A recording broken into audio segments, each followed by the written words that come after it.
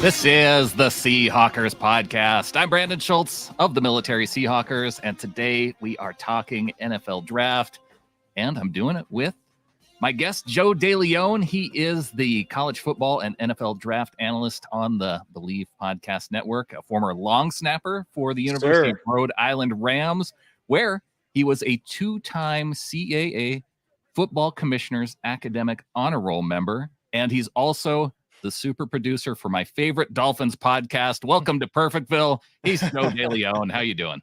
I'm doing great. That was that intro got me all juiced up. I also like to add the two academic All-Americans or All-Conference, and also two-time personal foul recipient when I was in college too. Two personal fouls? Yeah, as a long snapper, you have to be really hot-headed to get really impressive.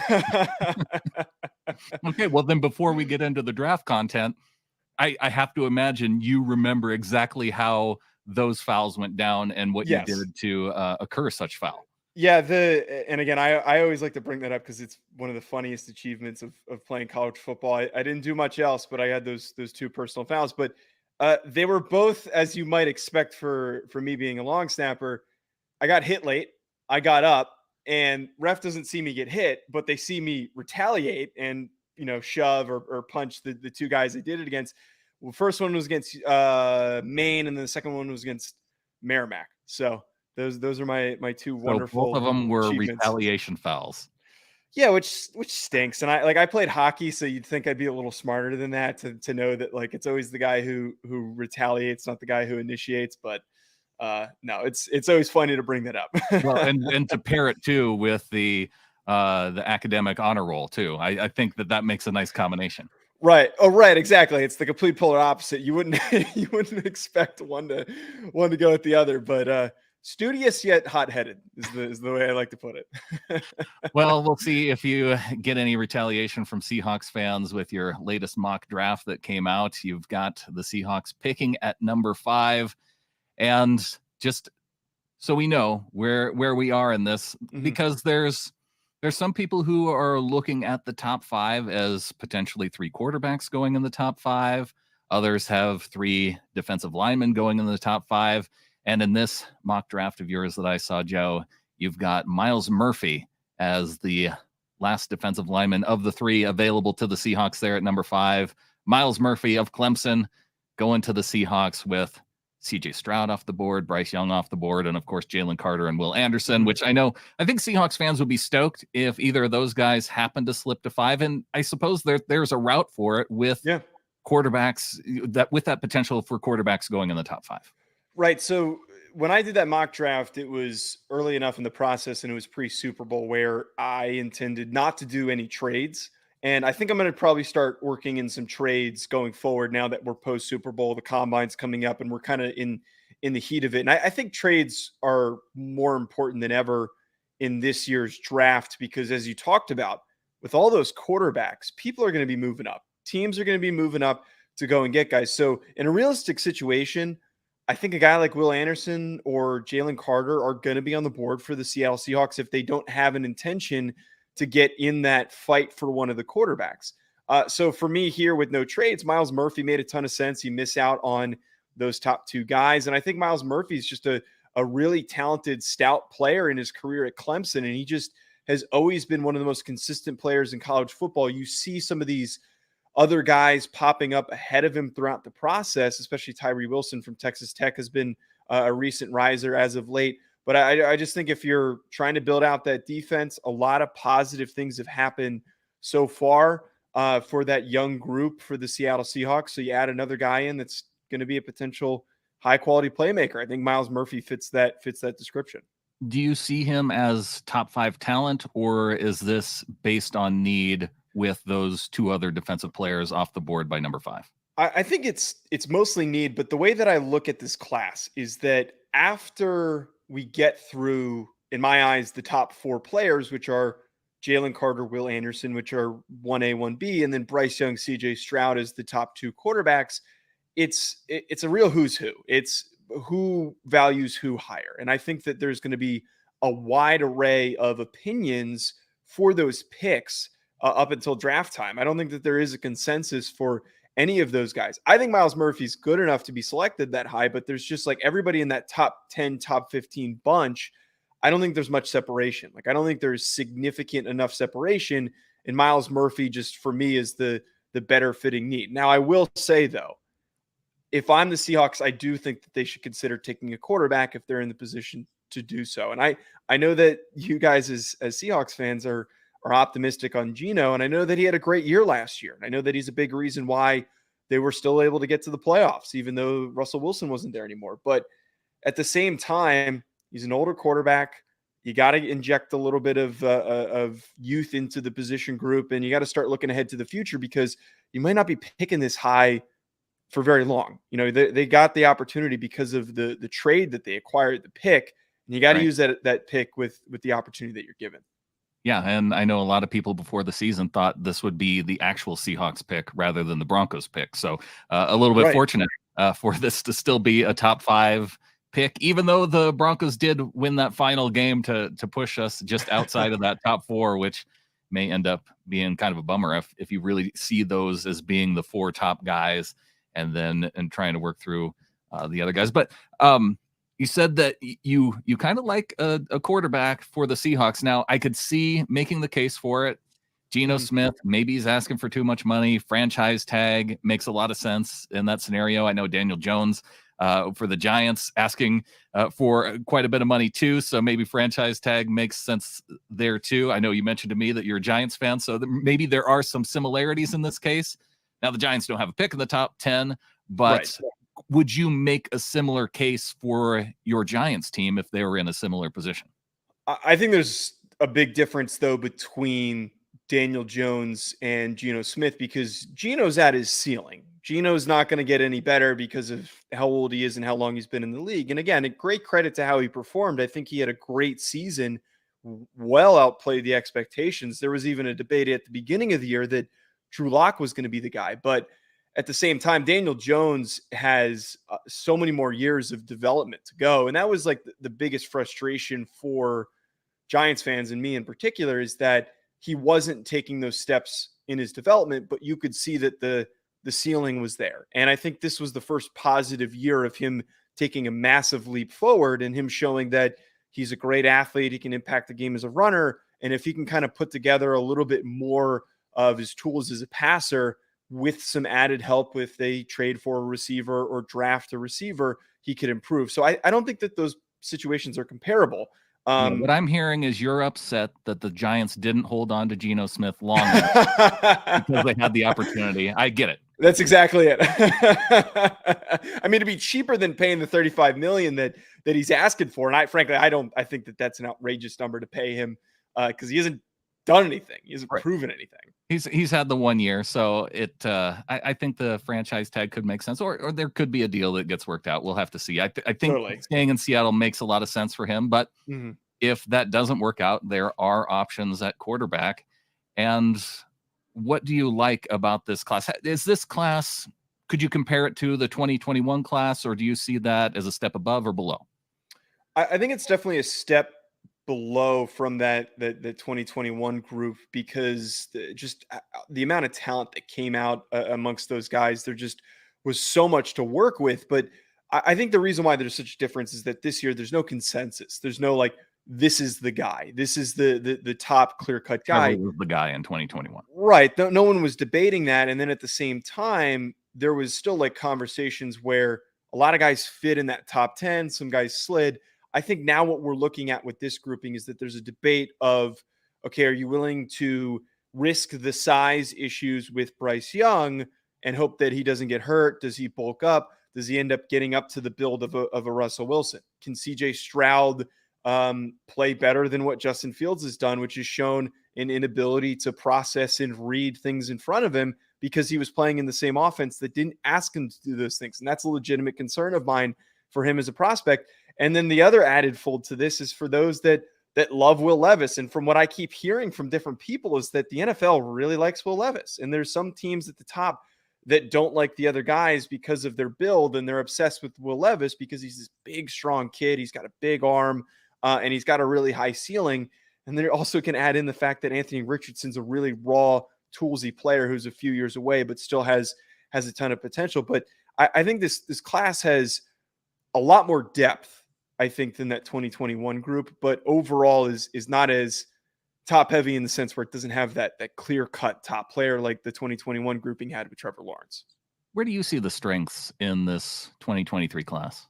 It has to be on the defensive line. I look at edge and I look at defensive tackle. There are a lot of options to go with both groupings. And you look at two guys for defensive tackle that fit in the top 15, Brian Brzee and Jalen Carter, of course. And then at edge, Luke Van Ness from Iowa. You've also got Tyree Wilson from Texas Tech, Miles Murphy, who we talked about, and then Will Anderson, who I think is far and away one of the best players in the class, right up against Jalen Carter. But there are so many different options, I think, not only at the top to go with at defensive tackle and at edge, but as we start working our way back until, the second round, third round, there's a lot of depth. And we saw that at the Senior Bowl with guys like Keanu Benton, who might now be a first-round pick, Will McDonald, who had a really good showing at the Senior Bowl, who might now be a first-round pick. And then I've got guys like Byron Young and Zach Pickens who are going to fit really well and nicely in this class. It's just a lot of really good depth, a lot of really elite talent at the top. So definitely has to be along that defensive line at edge and defensive tackle.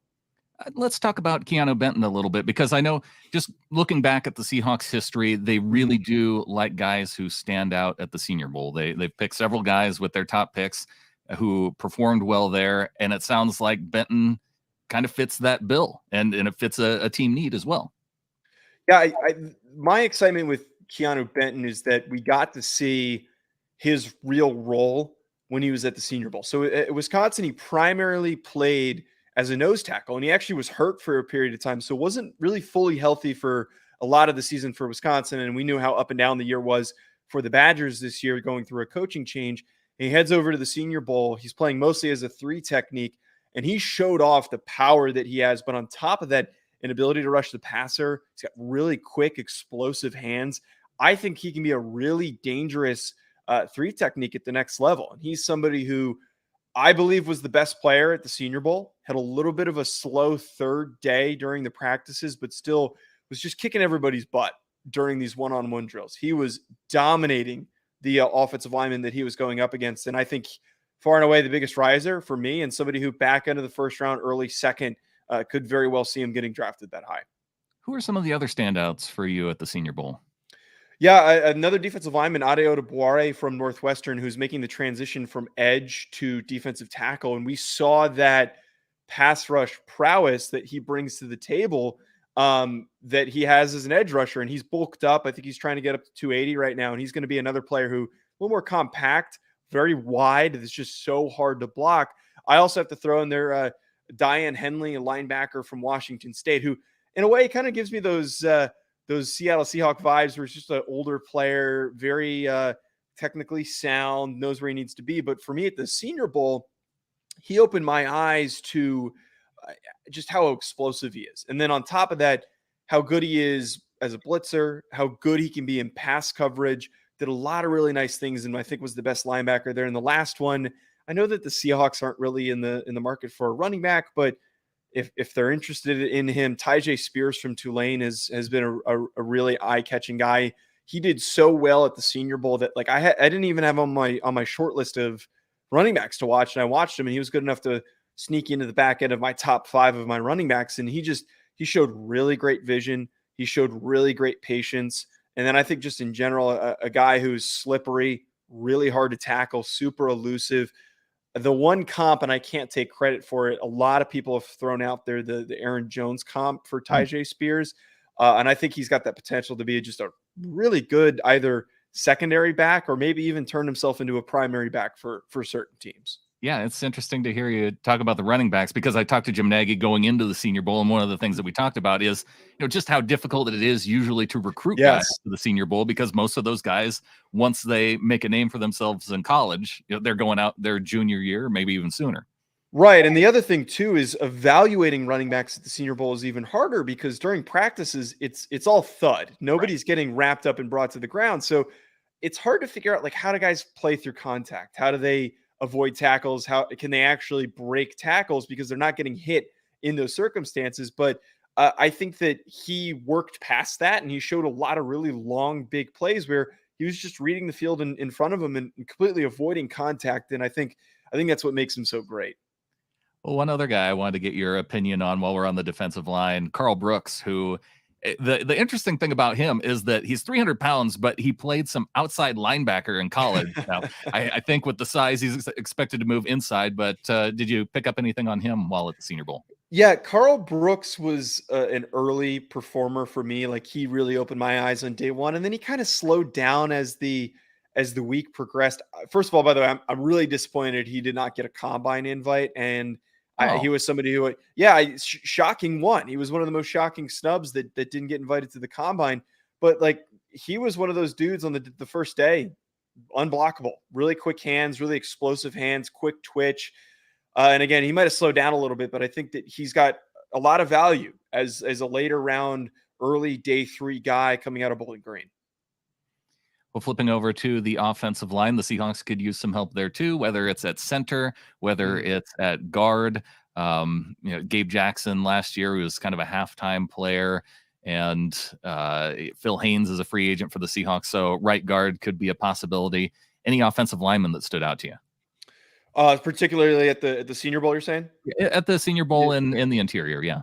Got it. So John Michael Schmitz was the biggest one. The center from Minnesota, who everybody was clamoring about, and he has just been such a consistent player his whole career. And he showed up at the Senior Bowl, and it was a lot of the same things. We're just consistently winning reps. He's not a guy that you watch and you're just wowed where he dominates somebody physically, and he completely puts somebody in the dirt, but he's just really stout, really, really good technique. I also am a big fan of Steve Avila, who is a guard from TCU, played a little bit of center in his career, and I think he has the potential to play both, and he did play both when he was at the Senior Bowl. He's just another guy with a really powerful, strong anchor, really heavy feet that just plant into the ground. Not the quickest guy, not somebody who's going to get to the next level and probably not going to work too well in his zone scheme, but Steve Avila, very, very big fan of his. And I think that those were probably the two of the biggest winners from the Senior Bowl. And of those two, I know this past week you tweeted that the guard class for the 2023 draft, John Michael Schmidt, not a guard, but are those guys in your top 4? Because you said after about 4 guys, it's really underwhelming. So after Avila, what are the 3 other names or is he in those top 4 names? Yeah, I do have Avila as my second guy right now. At the top is Osiris Torrance, who also did look good at the Senior Bowl. The guard from Florida who transferred from Louisiana with Billy Napier. After that, I do have McClendon Curtis from Chattanooga and Jackson Kirkland a little bit after him. And I just think after we get past even McClendon Curtis, who is an FCS guy, very raw player who's got a lot of tools to work with, it does start to get really underwhelming. And like, one of the, I think, most confusing ones for me is the hype around Andrew Voorhees, who is the guard from USC. He's a 6th-year player. He's at his ceiling already. He's already, at the point where he's developed, and he shows really good technique. Like, you see that this is a guy who's been around for a while, but he lunges a ton. He's not very twitchy or flexible or really that fluid, or frankly, doesn't drive guys off the ball. Like, I don't see a ton of strength from a guy like that with a maxed out frame at over 320 pounds is what he's listed at. So I think once we start getting into talking about those guys like Andrew Voorhees or Braden Daniels from Utah, Nick Breaker from Ole Miss, it does start to get a little bit watery, which is why I think either teams are going to try and draft guys that are tackles that they can bump inside to guard, or they do really need to invest in drafting one of these guys early. Otherwise, there's potential to miss out.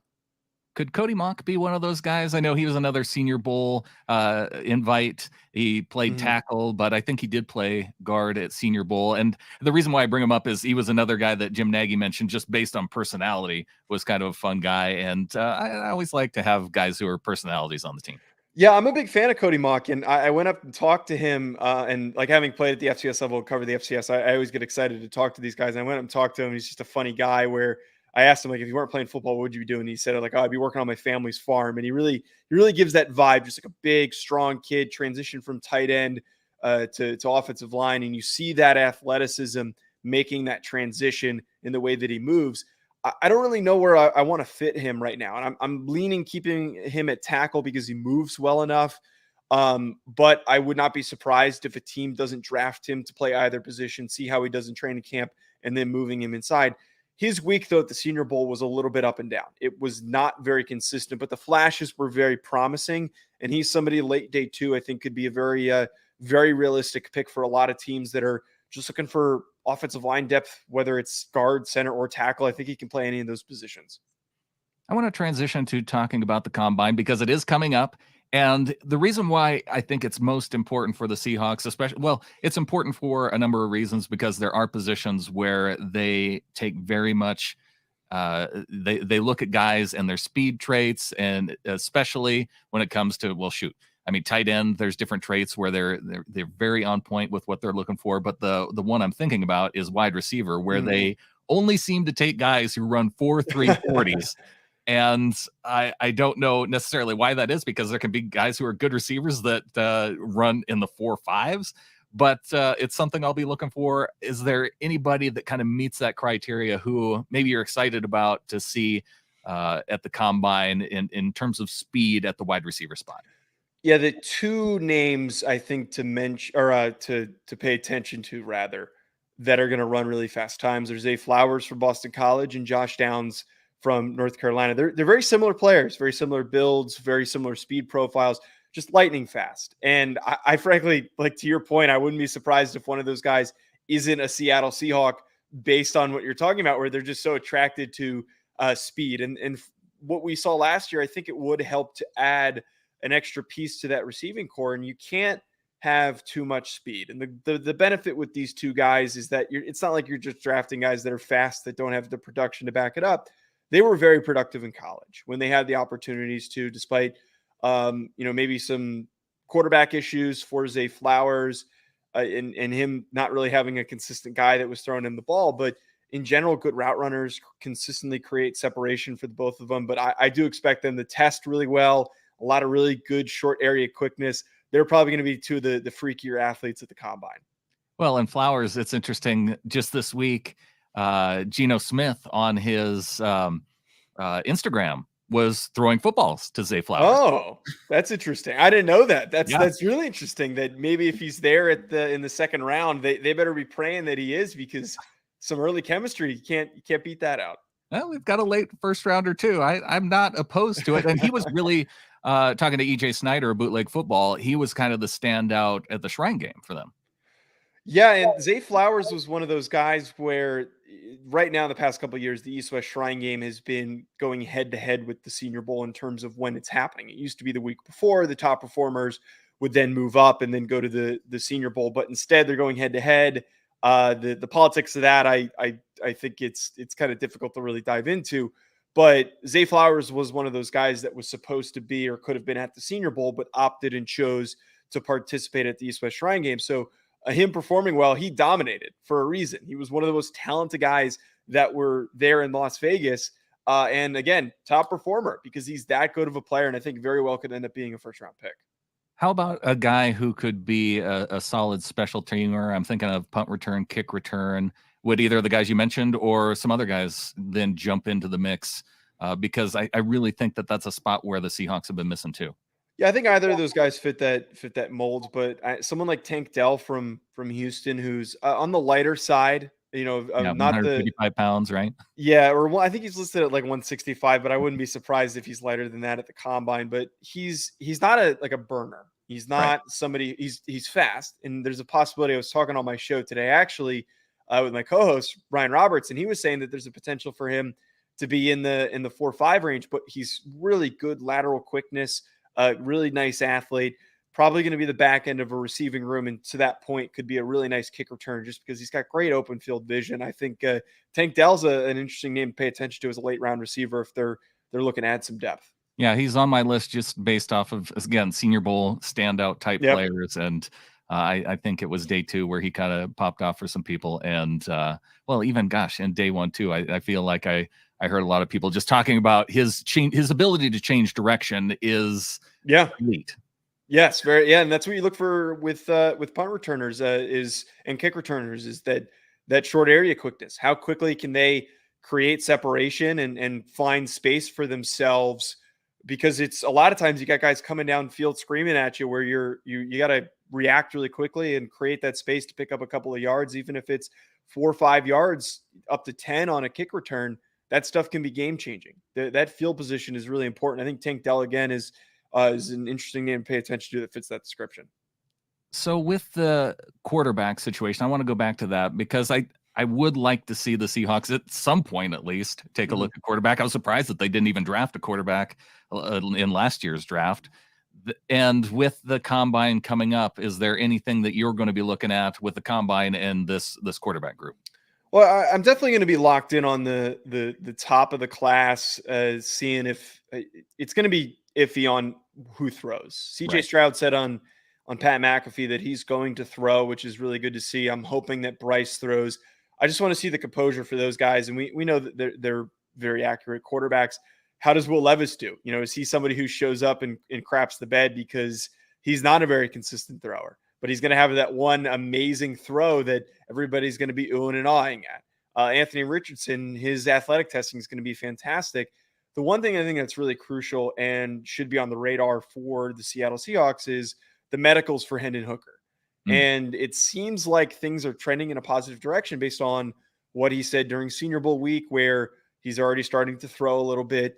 If he gets medically tested and things are greenlit, I think a team like the Seattle Seahawks, maybe at the end of the first round or somewhere in the second round, is a name to pay attention to. I think he fits perfectly for a situation like Seattle, where if he hadn't gotten hurt, I would have had him ahead of Will Levis. Okay. I absolutely would have taken him ahead of Will Levis. And I haven't finished my final grading for these quarterbacks, but that might actually be where things shape out. But he's just got such great deep ball accuracy. He's such a great athlete. And I think that with his recovery, if he's got to recover for a couple of years, for a year, you can still rely on Geno. You're not spending a high draft pick on him. He's a guy who's been around. He's an older player, so he's more experienced. He'd be a good backup. And then eventually, when Geno moves on and however they want to handle that, they can immediately transition to Hendon Hooker and he can take over as a starting quarterback. Is there an age where you look at that it's just too high that you want to go to for drafting a player? Because I feel like with some of these draft picks coming out of college that once a guy hits, 24, that people are very disinterested in drafting them, especially early. Is that the case with you? For me personally, I think when you start getting to 24, that's when we start to have to ask questions on is it really worth it? Which is why I'm not a big fan of all the Will Levis hype, is that everyone's like, wow, look at all his traits. If he hits his ceiling, he's going to be so good. He's like Josh Allen. Josh Allen was a lot younger when he came out compared to the 24-year-old Will Levis. And Anthony Richardson's 20 years old. So a similar situation where he's got a high ceiling. I'd rather bank on the younger guy. But I think 24 and 25, we just start getting into a sticky area, because if we just look at the lifespan of, separate from quarterbacks, the lifespan of most position players isn't that long. And especially for particular positions like linebacker, like running back, injuries tend to add up as you start getting closer to 30. So it's why would I draft the guy early if I only have possibly 5 years of a healthy lifespan of that guy? And also the risk of, has a certain player sustained enough injuries or just enough hits rather, that they could be injury prone in the NFL. I just think when you start getting over that 24 number, it does start to get really, really sketchy. He's Joe Deleone of the Bleav Podcast Network. Joe, if people want to go and check out your draft content throughout this offseason, where do they go to find you? You can find us on any podcast provider, NFL Prospects Pod, the Bleav in NFL Draft Prospects Podcast. Also find us on YouTube. We're on Hack City on YouTube, which is just an all-encompassing college football NFL channel. And then also Bleav Network on YouTube as well, where all the same content is featured, as well as team-specific content. So just a lot of great stuff out there. I really appreciate you having me on. This was a blast, and always excited to talk draft. And hopefully the Seahawks get some good picks. Yes, we're looking forward to it. We at least have a lot to root for when it comes to the draft. So, Joe, really want to thank you for coming on. And, we're going to be looking for you here throughout the offseason, especially with the draft coming up. There's a lot of time between now and the draft, so really appreciate the time. Of course. Thanks, Brendan. Yep, go Hawks.